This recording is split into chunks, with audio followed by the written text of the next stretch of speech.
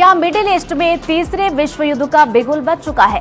ये सवाल इसलिए क्योंकि आज की रात ईरान के लिए किसी कयामत से कम नहीं थी।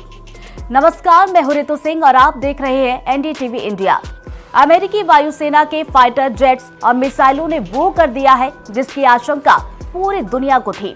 अमेरिका ने ईरान की सरजमी पर जबरदस्त हमला बोल दिया है। यह हमला इतना भीषण है कि इसकी गूंज तेहरान से लेकर वाशिंगटन तक सुनाई दे रही है। पिछले एक हफ्ते से तनाव की आग सुलग रही थी, लेकिन अब ये धमाकों में बदल चुकी है। अमेरिका ने ईरान के केशप द्वीप और अबादान शहर के आसपास के इलाकों को निशाना बनाया है।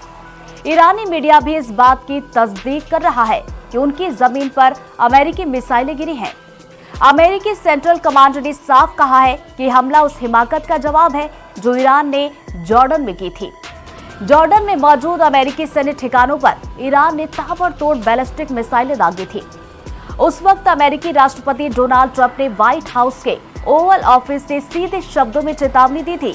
ट्रंप ने पत्रकारों से कहा था कि अब हमारी बारी है और हम उन पर ऐसा हमला करेंगे कि उन्हें अंदाजा हो जाएगा, और हुआ भी वही। ट्रंप की धमकी के कुछ ही घंटों बाद अमेरिकी सेना ने ऑपरेशन ईरान शुरू कर दिया। हैरानी की बात यह है कि इस बार युद्ध का पूरा पैटर्न ही बदल गया। कुछ सालों का इतिहास देखें तो अक्सर अमेरिका पहल करता था और ईरान उसका जवाब देता था, लेकिन इस बार कहानी उल्टी है। इस बार ईरान ने खुद आगे बढ़कर अमेरिकी ठिकानों पर मिसाइलें दागी हैं। जानकारों का मानना है कि ईरान अब छिपकर वार करने के बजाय सीधे टकराने की मूड में दिख रहा है। ईरान ने जॉर्डन की तरफ जो मिसाइल भेजी उसमें से 5 को तो रोक लिया गया, लेकिन इस हमले ने अमेरिका के ईगो को चोट पहुंचाई थी। डोनाल्ड ट्रंप ने इसे एक चैलेंज की तरह लिया। उन्होंने साफ कर दिया कि अमेरिका अब झुकने वाला नहीं है। इसी का नतीजा है कि ईरान के भीतर घुसकर ये स्ट्राइक की गई है। ये पिछले कई सालों में पहली बार है जब अमेरिकी सेना ने ईरान की मुख्य भूमि पर इस तरह का सीधा और बड़ा हमला किया है।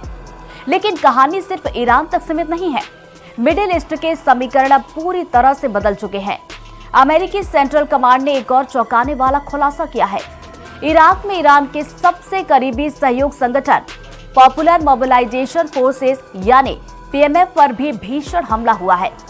और इस बार अमेरिका अकेला नहीं था, इसके साथ सऊदी अरब की सेना भी कंधे से कंधा मिलाकर लड़ रही थी। CNN की रिपोर्ट बताती है कि इराक में हुए इन हमलों में कम से कम 20 लोग मारे गए हैं। सबसे बड़ी बात यह है कि मरने वालों में ईरान के Islamic revolutionary guard corps IRGC के 4 सीनियर सदस्य भी शामिल हैं। सऊदी अरब का इस लड़ाई में खुलकर सामने आना ये बताता है कि अब सिर्फ अमेरिका बनाम ईरान की जंग नहीं रही, बल्कि ये पूरे मिडिल ईस्ट की एक बड़ी पावर स्ट्रगल बन चुकी है।